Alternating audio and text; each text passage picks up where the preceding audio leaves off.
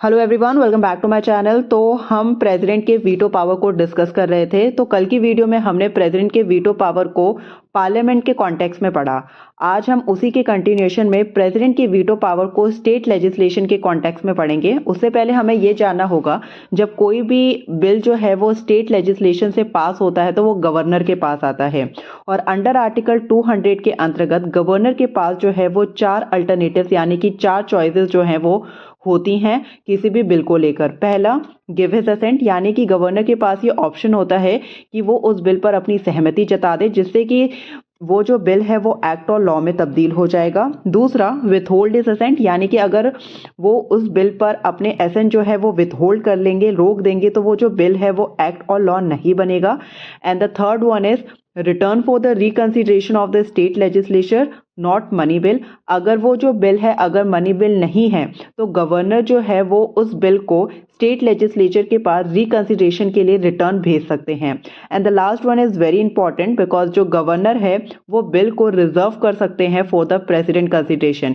यानी कि अगर गवर्नर को लगा कि कोई भी बिल जो है उसमें प्रेसिडेंट के विचार और विमर्श की आवश्यकता है, तो वो उस बिल को प्रेसिडेंट की कंसिडरेशन, प्रेसिडेंट की सलाह मशवरा के लिए जो है वो रिजर्व कर सकते हैं। तो अंडर आर्टिकल 200 में गवर्नर के पास ये राइट है। गवर्नर के पास 4 अल्टरनेटिव्स जो हैं वो स्टेट लेजिस्लेशन के बिल को लेकर हैं। जैसे कि हमने पढ़ा कि वो अपना एसेंट दे सकते हैं, अपने एसेंट को विथहोल्ड कर सकते हैं और बिल को रिटर्न कर सकते हैं रिकंसिडरेशन के लिए। एंड द लास्ट वन है बिल को रिजर्व कर सकते हैं प्रेसिडेंट के कंसिडरेशन के लिए।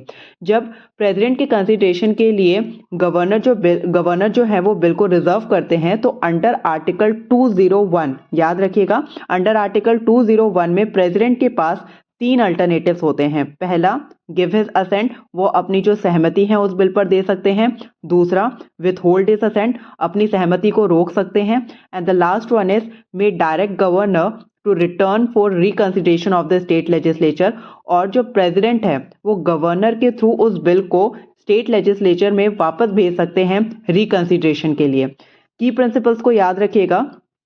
If the state legislature passes it again and present again to president not bound to give his assent। यानी ये कह रहा है कि अगर प्रेसिडेंट ने कोई बिल जो है वो गवर्नर के थ्रू दोबारा से स्टेट लेजिस्लेचर में वापस भेजा और वो बिल दोबारा से विद अमेंडमेंट और विदाउट अमेंडमेंट प्रेसिडेंट के पास दोबारा से आता है, तो उस समय प्रेसिडेंट जो है वो बाउंड नहीं होगा कि उन्हें अपने एसेंट जो है वो देने ही देने हैं। लेकिन हमने पार्लियामेंट के केस में क्या पढ़ा था? पार्लियामेंट के केस में हमने ये पढ़ा था कि जब भी कोई बिल पार्लियामेंट से पास होकर दोबारा से प्रेसिडेंट के पास आता है तो उस समय जो है वो प्रेसिडेंट को अपने एसेंट देने होते हैं। लेकिन स्टेट लेजिस्लेशन के बिल के कॉन्टेक्स्ट में प्रेसिडेंट बाउंड नहीं है कि वो अपने एसेंट दे। And the last one is no time limit prescribe for the president in the constitution. यानी कि प्रेसिडेंट अगर कोई बिल अपने पास कंसिडरेशन के लिए रखते हैं तो उनके पास कोई टाइम लिमिट जो है वो कॉन्स्टिट्यूशन में प्रिस्क्राइब नहीं किया गया है कि कितने दिनों तक वो अपने पास किसी भी बिल को रख सकते हैं। तो आज की वीडियो में हमने प्रेसिडेंट के वीटो पावर को स्टेट लेजिस्लेशन के कॉन्टेक्स्ट में जाना। अगर आपको कोई भी डाउट है तो आप कमेंट सेक्शन में बता सकते हैं, मैं उस डाउट को लूंगी, क्लैरिफाई करूंगी। तो हमने प्रेसिडेंट के वीटो पावर को इन डिटेल जो है वो डिस्कस किया। कल की वीडियो में हमने पार्लियामेंट से रिलेटेड प्रेसिडेंट के वीटो पावर को डिस्कस किया, एंड आज की वीडियो में हमने प्रेसिडेंट के जो वीटो पावर है वो स्टेट लेजिस्लेशन के कॉन्टेक्स्ट में जो है वो डिस्कस किया। आई होप आपको जो ये चीजें हैं, जो इसमें माइन्यूट डिटेल्स हैं, वो आपको समझ आई होंगी। अगर आपको किसी भी चीज में कोई भी डाउट है तो आप कमेंट सेक्शन में बता सकते हैं। प्रेसिडेंट की कोई सी अगर वीटो पावर आपको समझ में नहीं आई है तो आप बता सकते हैं। अभी के लिए thank you, bye bye, take care.